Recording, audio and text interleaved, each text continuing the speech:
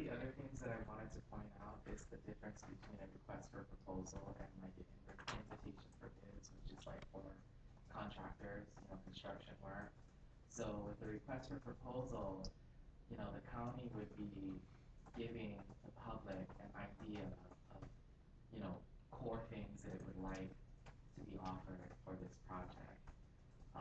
And then it would review what is submitted, which could vary between, the competition.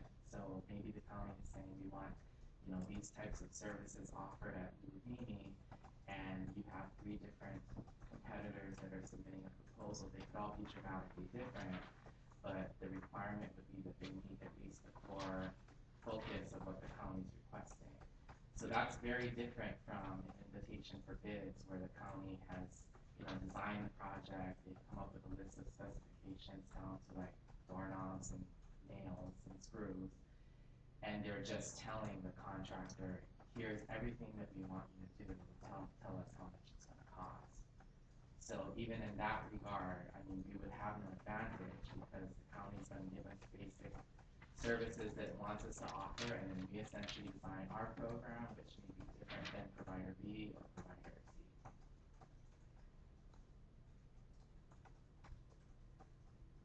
Renee, did you have something you want to say? Yes, I did receive a call from the Director of Housing and Community Development, and before I had any questions, he was available to respond to any questions you all may have. The second thing is that I think we do have 3 other petitions that this board considered regarding post-employment, not regarding the issue that is being addressed right now, which is whether or not that we can bid on our. So if you all want to look at those things, but I think the relevant provisions are 2-91.2 regarding post-employment, and then also the contract provision 2-85 subsection D would be applicable.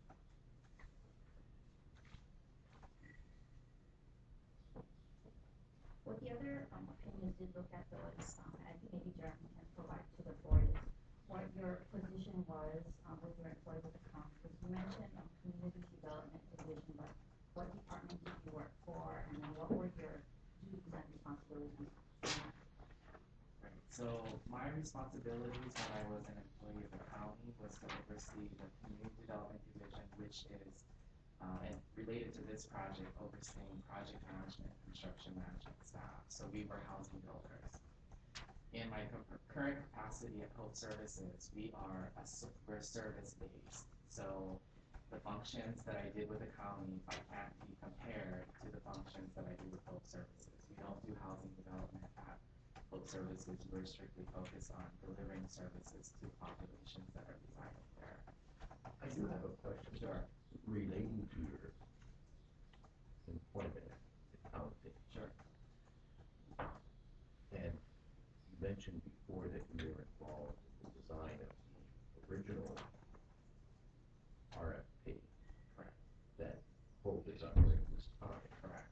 The one that was extended. Was there any, because of your involvement with the design of that RFP, was there any influence on now your present position with Hope? Getting that position? Getting the position with Hope? No. And I'll let Bradley talk about how the position that I'm in now Would you please? Sure. I'm actually a new CEO, as Glenn had mentioned. Hope Services, when we was actually born, a new nonprofit in 2010, October 2010.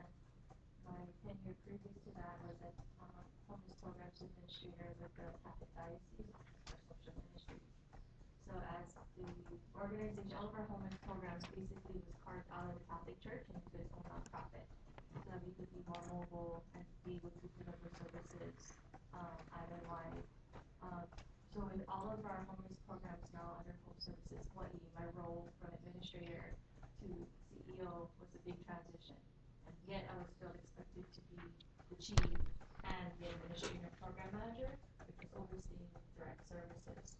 So through the first initial year of becoming a CEO had different duties, financial, fiscal responsibilities, financial management, event planning, versus supervising direct staff, making sure that we're delivering adequate services and quality services to the people we serve. People coming out of jail, people are on streets, people are in a shelter.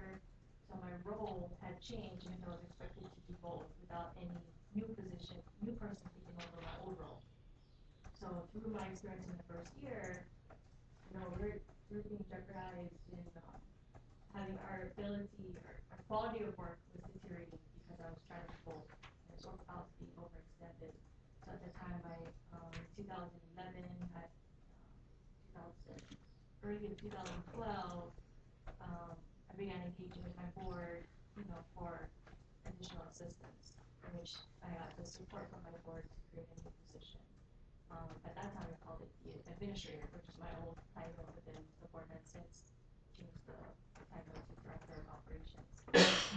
So just seeking and engaging the capacity for organization to continue to grow as a service in our community has grown.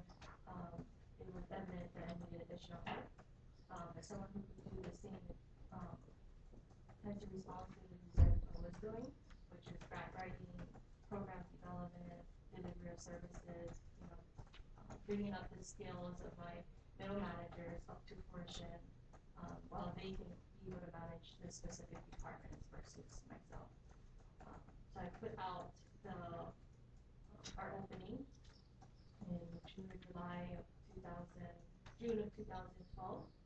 in the Hawaii Tribune Herald, and I received a small response, in which then I selected candidates to interview, and then Jeremy was the strongest candidate of the few. Okay, thank you. As in this particular matter, I don't think we need to vote on this. However, we're asked for opinion. Is that correct, or do we need to vote that yes or no, this is a conflict? Yes, I think we need to decide. I think he's asking whether or not it's a conflict to I would just make the question whether it's a violation of 21, 2-91-22, says that it's a conflict, because use the word conflict, because it's all that kind of stuff. So let me see what the code.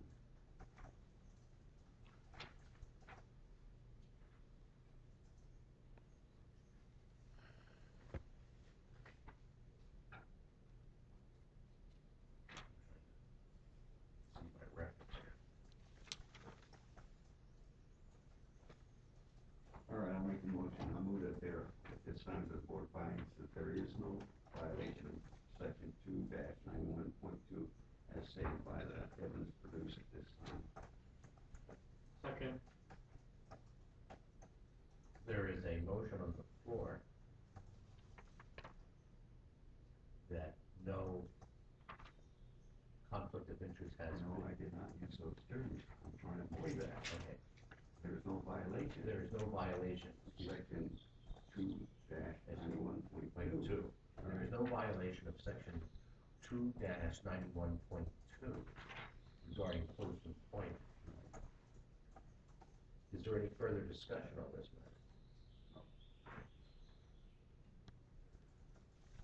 The chair or the vice chair calls for a vote. All those in favor of this motion say aye. Aye. Aye. The motion has been passed.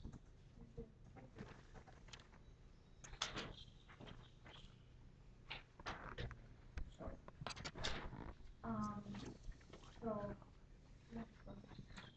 I do have one question. I heard earlier a reference to 2-85 sub B.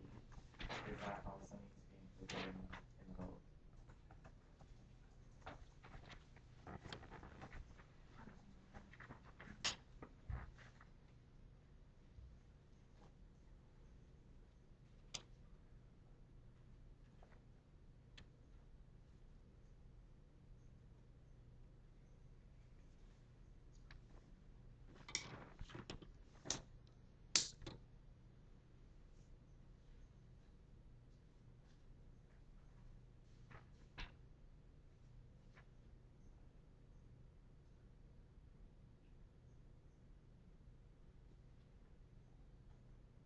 285 which? Subsection B, B.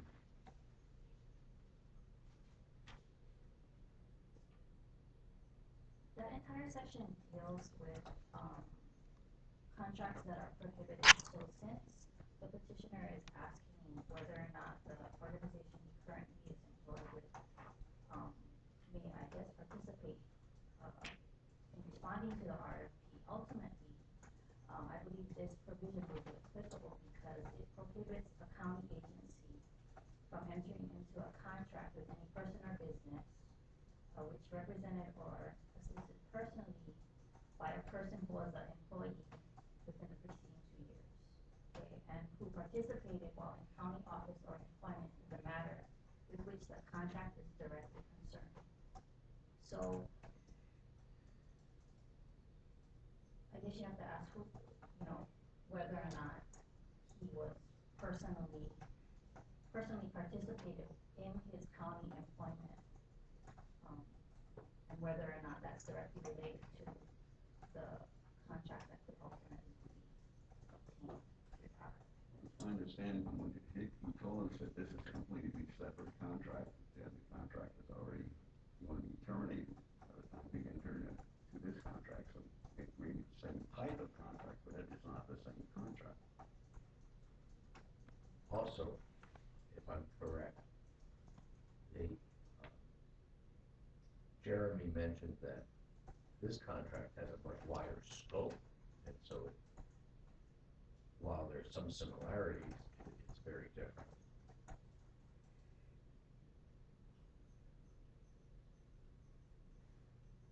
Jeremy, Yes. 2 years ago, you knew you was gonna work for. Porque tiene un pie de Sonic para And for one question I want to clear, who reviews any contract that the county puts out for the legal aspect of it? Corporation counsel, who? Any contract. and the finances will be submitted. Well, that's not a, To me, it is. okay, well, No, the only reason I'm saying this, Renee, is this. I cannot predict what I'm gonna do 2 years from now. And I will not hold a person accountable that 2 years down the road, he does something else, or goes on with his future. 2 years prior, I'm working for the county, and being an ex-government worker, I'm gonna say I do after retire, period. Nobody can predict, like, what is your 2-year program for now? You will be with the corporation council. It's unpredictable.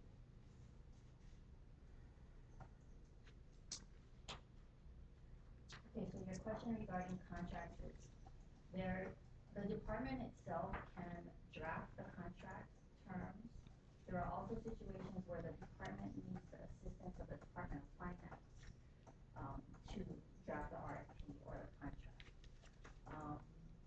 Usually the departments, but sometimes the Department of Finance will have a selection committee which will review the contract or RFP and then award, and then the department has to administer. So there's not a one type of situation all the time. It just depends on what type of contract it is. If it's a IFB, a request for proposal, a professional services contract, it's all different.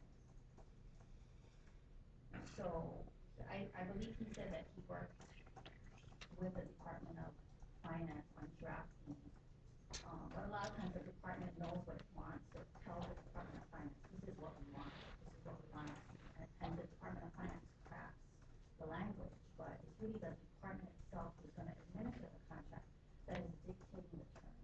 And so that's why the code looks at whether or not the employee had any type of interest or knowledge or direct involvement in the terms of that contract. In this, if I read this word for word, talks specifically about that. We're in section 2-85, section B. And the last part of the paragraph talks about who participated while in the county office or employment in the matter with which the contract, I'm looking at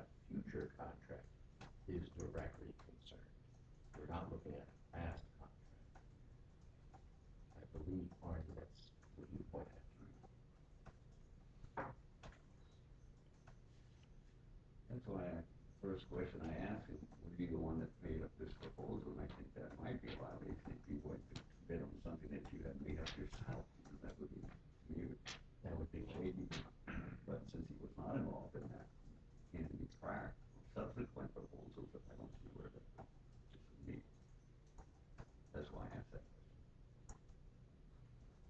Okay, so do you guys wanna One also second. address the 285, just so that? Okay, I'll make a motion to amend our findings to include section 2-85 into our findings.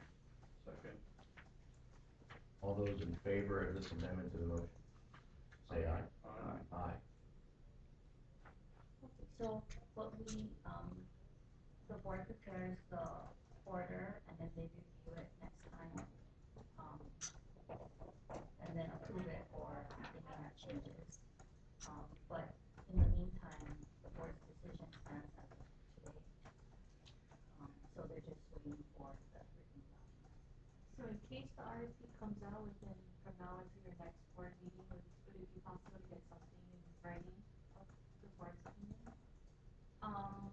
Usually the, board secretary prepares the minutes, You have to understand also that our findings will only mean that you won't be in any trouble with us. With this, if you get in trouble with somebody else, we won't know about that. I mean, we can cover the whole Okay. world. Understand that? Yes. And I think that one of the points that you brought up is who actually reviews the proposals from the county's viewpoint. That they should also be involved, be brought to their attention of any issues you may have, or issues you want to take care of.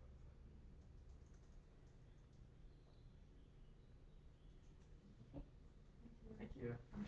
Appreciate your time.